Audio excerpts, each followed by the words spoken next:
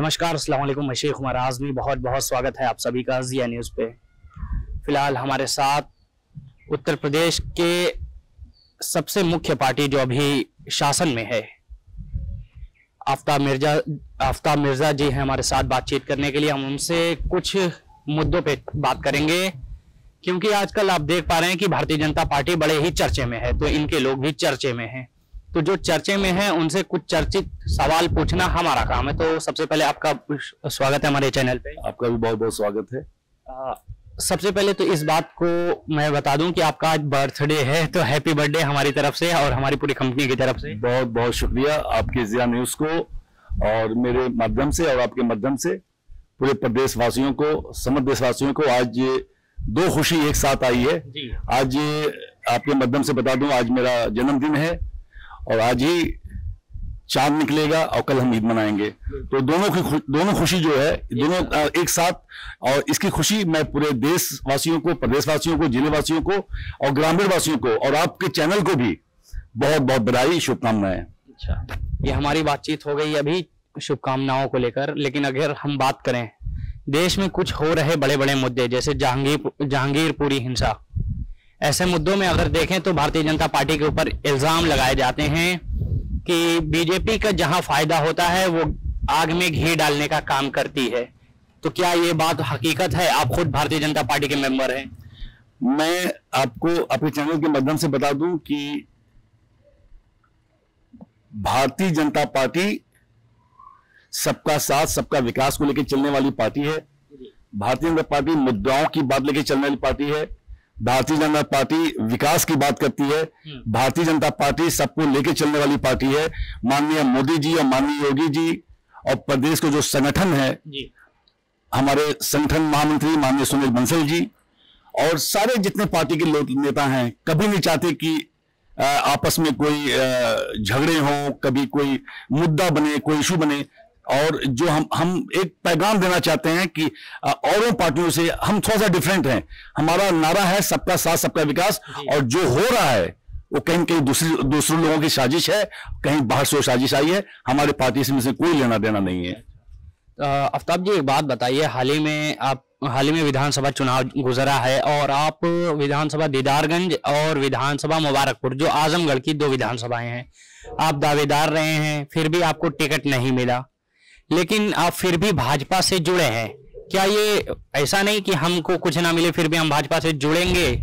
देखिए, ये आपने बड़ा अच्छा क्वेश्चन किया।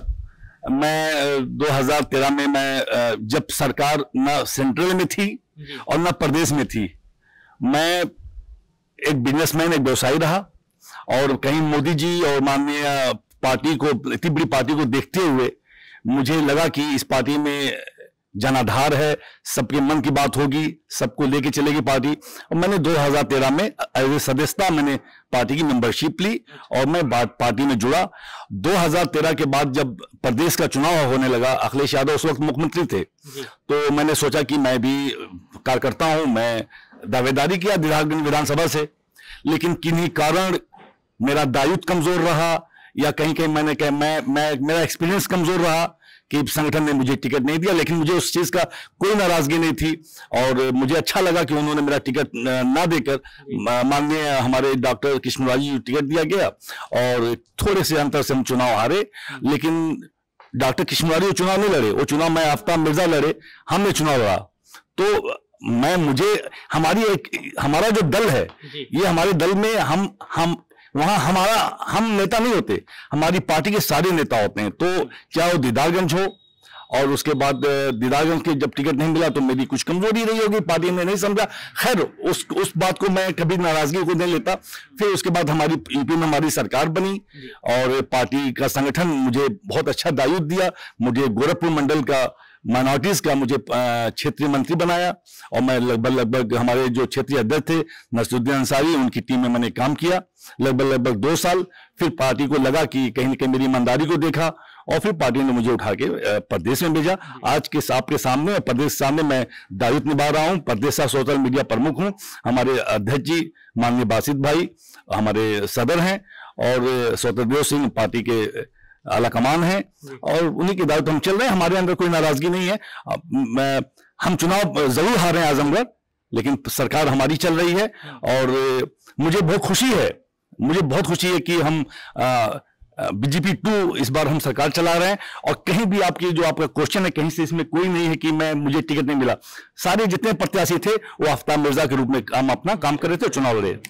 दूसरा सवाल हमारा ये रहा, जिस तरीके से सुनने में आ रहा है कि आपके ऊपर एक बार हमला भी हुआ था, तो ऐसे में भाजपा की तरफ से या भाजपा के आला अधिकारियों की तरफ से आपको क्या मिला? देखिए, ये हर पार्टियां सारी अपने अपने एजेंडे को लेके आती हैं और मैं भी अपने एजेंडे को लेके आया था कि माननीय मोदी जी की जो कार्यशैली है उनको आगे बढ़ाऊं और माइनॉरिटीज में उनके मैसेज को ले जाऊं, उनके प्रोग्राम को लेके जाऊं, उनकी योजनाओं को बताऊं और योगी जी की योजनाओं को बताऊं। तो यहाँ पे विधानसभा मुबारकपुर है, मैं इत्तेफाक से वहां से जा रहा था तो कुछ गलत लोग विचार के थे और उन्होंने मेरी गाड़ी पे हमला किया। मैं बाल बाल बचा और अगर नहीं बचता तो आपके सामने आज मैं इंटरव्यू नहीं देता। बहुत शुक्रिया उस परवरदिगार का कि मैं बचा और पार्टी के लोगों ने मेरा सपोर्ट किया। जो लोगों से हुआ वहां पे FIR दर्ज हुई। कम से कम मुझे लगता है कि 80 से 100 लोग जेल गए, उनके ऊपर मुकदमे हुए और कुछ आज मुकदमे में भी हैं, कुछ जेल में भी हैं, कुछ छूटे भी हैं। तो ये सब तो चलता रहता है, हमला करना कराना, जहां हमला होता है वहीं जीत होती है जी। अच्छा, अभी आपने अपने पहले सवाल में एक बात बताया था कि हमारी पार्टी विकास को लेकर चलने वाली पार्टी है, तो मैं ये पूछना चाहूंगा आपसे कि ये आमक वाला पूरा रोड कोटिला से ये पूरा रोड खराब है, आपके अपने क्षेत्र का है, आप खुद यहाँ से बड़े पद पे हैं, भारतीय जनता पार्टी आपकी सरकार है, डबल इंजन की सरकार है, जब आपके ही इलाके का रोड ऐसा है तो हम और कहाँ की उम्मीद लगा सकें? बहुत अच्छा आपने क्वेश्चन किया है। ये रोड आपको बता दूं कि ये रोड पास हो चुका है और 4 लेन जैसे ही, अगर 4 लेन जैसे ही पास होगा, 4 लेन मतलब कि ये रोड पास है ऑलरेडी, 4 लेन जैसे ही यहां से निकलेगा तो ये रोड कनेक्शन हो जाएगा। यहाँ पे एक मंदिर पड़ता है अवंतिकापुरी, जो हिंदू का बहुत प्राचीन मंदिर है और विश्व में जाना जाता है। तो ये रोड ऑलरेडी पास हो गया। हमारी बहन नीलम सोनकर के जब वो मेंबर ऑफ पार्लियामेंट थी तो उन्होंने पास कराया था, उसका मैं एक एज ए विटनेस भी हूँ, मेरे सामने चेक भी आया था और ये उसका पूरा डायग्राम बना लिया गया है और बहुत जल्द काम शुरू होगा और आप भी देखेंगे और आपकी गाड़ी बड़े संस्था के इस पे से दौड़ेगी। अच्छा, तो ये हुई हमारी बात और हम थोड़ा सा नेशनल मुद्दों पे बात कर लेते हैं। जिस तरीके से पेट्रोल इस वक्त पूरे लगभग 80% कंट्रीज में सबसे ज्यादा महंगा पेट्रोल हम खरीद रहे हैं, तो ऐसे में क्या ये सही है, जहां हमको 76% मिलता था किसी सरकार में और आज हमको भाजपा की सरकार में मिलता है 108 रुपए लीटर? इतना आप लोगों ने विकास किया, इतना भारतीय जनता पार्टी ने विकास किया, क्या इस विकास को होना जरूरी था? देखिए, ये पेट्रोल का जो दाम है या LPG का दाम है, ये आपको पता भी होगा, आप ज़िया न्यूज़ से हैं और आपको पता है कि पेट्रोल हमारे देश में पैदा नहीं होता। और अगर आप कुछ दिनों का रिकॉर्ड निकाल लें, आप सोशल मीडिया के थ्रू या प्रिंट मीडिया के थ्रू, तो विश्व में अगर देखा जाए तो एशिया के अंदर जितना सस्ता पेट्रोल और LPG हमारे देश भारत में है उतना कहीं नहीं, मैं आपको ये बता दूं जी। अच्छा, हमारे देश में डीजल या पेट्रोल नहीं पाए जाते, हमारे देश में नींबू पाया जाता है, प्याज पाई जाती है, टमाटर धनिया पाया जाता है, इसके इतने रेट क्यों? देखिए, ये मौसमी चीजें होती हैं और इस पे टिप्पणी करना नहीं चाहता, क्योंकि नींबू बिल्कुल आम चीजें हैं। नींबू से हट के अगर देखें तो पार्टी, हमारी जो पार्टी है या हमारे जो लोग हैं और सबका साथ सबका विकास को लेके चल रहे हैं। अगर हम 99 काम अच्छा कर रहे हैं तो एक काम अगर हो जाएगा तो विपक्षी तो हमारे ऊपर हमला करता ही है। तो नींबू तो छोटी चीजें हैं। कुछ और मुद्दा बताएं तो मैं जवाब दूं जी। तो यही बात कर लेते हैं, उज्ज्वला योजना के तहत काफी गैस सिलेंडर बांटे गए थे, 600 रुपए मुझे याद है, काफी बीजेपी के आने से पहले लिया गया था 600 रुपए, 690 रुपए का, आज वही 1050 या 1080 रुपए का हो गया है गैस। इतना इजाफा? देखिए, ये वक्त की तकनीकी होती है और मैं आपको बता दूं कि सिलेंडर ही नहीं, माननीय मोदी जी की जितनी भी योजनाएं हैं, चाहे प्रदेश योजनाएं हैं, आप LPG की बात तो कर रहे हैं, योजना की बातें तो आप कर रहे हैं, लेकिन जो हम कोरोना काल से लेके अब तक हम गरीबों से लेके मिडिल क्लास के लोगों के हम अनाज दे रहे हैं, चावल दे रहे हैं, तेल दे रहे हैं, शुगर उनको दे रहे हैं, उनको चाय पत्ती दे रहे हैं, बैठा के उनको खिला रहे हैं। विपक्ष हो या आप विपक्ष के माध्यम से आप बात कर रहे हैं, वो विपक्ष हो, जो हम खिला रहे हैं 2 साल से, अब तक हमने कितना आप एस्टिमेट लगा लीजिए कि हमारी सरकार कितने लोगों को खिला रही है। आप उसकी बात नहीं कर रहे हैं, आप नींबू की बात कर रहे हैं, आप गैस एलपीजी की बात कर रहे हैं, पेट्रोल बात कर रहे हैं। हम लोगों को खिला रहे हैं 2 साल से, सरकार खिला रही है, उसकी आप बात नहीं कर रहे हैं। तो कहने का मतलब हम तो एक ही बात जानते हैं कि 99 हमने काम अगर अच्छा किया है तो सरकार या जो काम कर रही है विपक्ष उसको नहीं देख रहा 99 काम जो अच्छा हुआ है। एक काम थोड़ा सा 9-10 हुआ तो विपक्ष उस पर हमला करना शुरू कर देता है। अच्छा 9-10 क्यों होगा, आप बताइए ना। आप 76 सालों से जो आप कह रहे हैं वक्ती तौर की महंगाई है, 76 सालों से महंगाई नहीं हुई, 6 सालों में महंगाई हमको देखना पड़ गया। मैं आपको बता दूं कि हिंदुस्तान भारत जब से आजाद हुआ है और भी सरकारें रही हैं, आई गई, लेकिन माननीय मोदी जी की नेतृत्व में जो सरकार चल रही है, जितनी योजनाएं माइनॉरिटीज के लिए, आम लोगों के लिए जितनी सरकार ने उन्होंने योजनाएं दी है, किसी सरकार ने अब तक नहीं दिया है। सारी सरकारें फेल रही हैं। ये मैं नहीं कह रहा हूं कि मैं इस पार्टी में हूं तो मैं उसका दायित्व बरकरार रख रहा हूं। माननीय मोदी जी एक अच्छे प्रधानमंत्री साबित हुए हैं और आगे भी साबित रहेंगे। अच्छा एक बात बताइए, इस वक्त जैसे 2 साल के प्रभाव शिक्षा पे पड़ा, 2 साल का प्रभाव, और ऐसे में अगर हम आपसे एक सीधा सा सवाल करें जो कि गहराई उसकी बहुत है, शिक्षा महंगी या स्वास्थ्य सेवा? देखिए देखा जाए तो दोनों महंगा हुआ है, लेकिन लोगों की आमदनी भी बढ़ी हुई है। जिम्मेदार कौन महंगाई का? शिक्षा और सेवा दोनों, स्वास्थ्य सेवा दोनों? नहीं, जिम्मेदार किसी को आप नहीं ठहरा सकते। वक्त कह सकते हैं कि टाइम इंपॉर्टेंट होता है, समझे नहीं? लोग महंगी मूवी देखते हैं हॉल में, लोग घूमने जाते हैं, टूर करते हैं, ट्रैवल करते हैं, छोटी चीज होता है तो 100 रुपए की चीज 500 में खरीद लेते हैं, तो उनको वो चीज नहीं दिखाई देती। और स्वास्थ्य के बारे में ज्यादा आप स्वास्थ्य की बात मत करिए। आज की डेट में ये देखिए कि हमारा देश बहुत आगे जा रहा है। आप स्वास्थ्य की बात करिए, हमारे यहाँ बच्चे आईएएस लेवल पे मोदी जी जब से सरकार 2 में जब आए, प्रधानमंत्री फर्स्ट सेकंड, जब से देखिए आप स्वास्थ्य लेके या शिक्षा से लेके आज हमारा देश बहुत आगे जा रहा है। 42 लाख लोगों ने नौकरी की तलाश करना ही छोड़ दिया है, इतना आगे हम हैं। ये आप इसका एस्टिमेट जरूर बताइए। आप विपक्ष की बातों को मत रखिए, आप उसका एस्टिमेट निकाल लीजिए। आप बीजेपी पर जब उंगली उठती है तो ये मीडिया को विपक्ष क्यों बताते हैं? जब हम आपके साथ होते हैं तो हम बहुत अच्छे लगते हैं, अदर लोग हमको दलाल कहते हैं। ये क्या बात हुई? नहीं, दलाल नहीं है, आप अच्छे पत्रकार हैं और बहुत अच्छे लोग हैं। और लेकिन हाँ, ये जरूर है कि विपक्ष जब हल्ला बोलता है तो पत्रकार भी कहीं ना कहीं उनका साथ देते हैं। अच्छा, और जब सरकार कुछ करती है तो उसका साथ नहीं दिया जाता है? नहीं, आप साथ देते हैं, बिल्कुल देते हैं, हम उससे इनकार नहीं करते। और होता है, ऐसा नहीं है, हर सरकार में 9-10 होता है और विपक्ष का काम हमला करना, हमारा काम है आगे बढ़ना। अच्छा, तो एक बात और बताते चलें आप अपने बारे में। जिस तरीके से कहा जाता है कि मुसलमानों के लिए बीजेपी ठीक नहीं है, और ये मेरे ख्याल से साबित भी हुआ है आपको टिकट ना देकर। आपको नहीं, इस आजमगढ़ जिले में मैंने लगभग 20 लोगों को ऐसे मुलाकात की, भारतीय जनता पार्टी जो मुस्लिम थे, दावेदार थे, उनको टिकट नहीं मिला। क्या आप नहीं है? क्या वाकई 20 के 20 या 10 के 10 नहीं है? किस तरह की आप बात कर रहे हैं? हमारा चेयरमैन, राष्ट्रीय अध्यक्ष सुन्नी मुस्लिम है। हमारे अल्पसंख्यक आयोग के नेशनल लेवल पे वो हमारे मुस्लिम हैं। हमारे नेशनल लेवल पे दानिश भाई, जो अभी दानिश अंसारी, जो वक्फ बोर्ड के जो अभी मिनिस्टर हुए हैं, राज्य मंत्री हुए हैं, वो मेरी टीम के महामंत्री थे, उनको पार्टी ने सम्मान दिया है।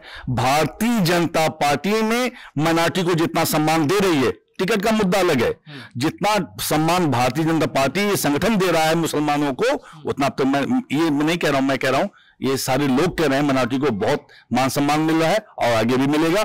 मैं आपके माध्यम बता दूं कि आपको भी जल्दी ही गुड न्यूज दूंगा, मैं भी कहीं सेट होने जा रहा हूं, ये आपको बता दूं। अच्छा, ये अभी हमारे लिए हाइड है, आपने बता दिया है जी। देखिए, कार्यकर्ता जो होता है ना, मैं एक कार्यकर्ता ग्रुप में काम कर रहा हूं, तो कार्यकर्ता ही मैं ही समझ लीजिए, मैं मुख्यमंत्री हूं, मैं प्रधानमंत्री हूं, हमारा कार्यकर्ता ही भाजपा का रीढ़ की हड्डी है। हमारा कार्यकर्ता जो भाजपा की हड्डी है, कार्यकर्ता ये नहीं देखता कि लालसा होती है, कार्यकर्ता ये देख रहा है कि मोदी जी काम कर रहे हैं, योगी जी काम कर रहे हैं। मेरे अंदर भी लालसा नहीं है, लेकिन आपके माध्यम बता दूं कि वक्त आएगा, और आपको भी गुड न्यूज मिलेगी। अच्छा, चलिए आपको अभी से हम मुबारकबाद देते हैं, लेकिन एक सवाल और पूछते हैं। फिलहाल ये सवाल आजमगढ़ में और उत्तर प्रदेश में लगभग बड़े चर्चे में चल रहा है कि बिजली का मुद्दा, जहां मुख्यमंत्री जी कहते हैं कि उत्तर प्रदेश के सभी घरों में 24 घंटा बिजली दी जाती है, लेकिन वहीं 7 घंटा, मैं तो कहता हूं, लोग कहते हैं कि हमारे यहाँ लाइट नहीं आती है, लेकिन मैं कहता हूं सुबह से दोपहर तक मेरे यहाँ 50 बार लाइट आती है।